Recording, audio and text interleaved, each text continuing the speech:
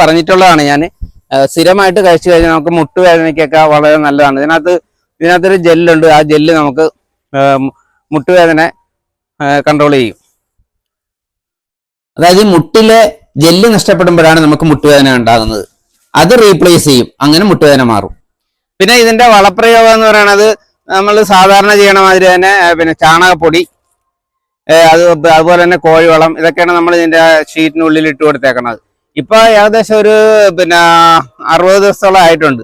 ഇപ്പൊ നമ്മൾ ഒന്നരാടം ഇതിന് വിളവെടുക്കുന്നുണ്ട്. കണ്ടാ വിളവ് നല്ല മറ്റേ പച്ച വെണ്ടയേക്കാളും എന്ത് ഭംഗിയാണ് കാണാൻ. കണ്ട പൂക്കളൊക്കെ നല്ല രസമാണ്, ഇഷ്ടംപോലെ വേണ്ട. കണ്ടാ സിമ്പിളായിട്ട് കൃഷി ചെയ്യാൻ പറ്റുമോ നമുക്ക്? കണ്ടാ നമുക്ക് ഡെയിലി നമുക്ക് വീട്ടാവശ്യത്തിന് ഡെയിലി എടുത്ത് മെഴുക്ക് വരാൻ സാധിക്കും. കണ്ടാ നമ്മളിപ്പം ഒന്നരാടം എടുത്തിരിക്കണം. ഒന്നരാടം എടുത്തില്ലെങ്കിൽ ഇത് മൂത്ത് പോകും. ഏത് വെണ്ടയാലും ശരി ഒന്നരാടം നമ്മൾ കൃത്യമായിട്ട് എടുക്കണം, അല്ലെങ്കിൽ മൂത്ത് പോകും. പിന്നെ മൂത്ത് പോയി കഴിഞ്ഞാൽ നമുക്ക് അടുത്ത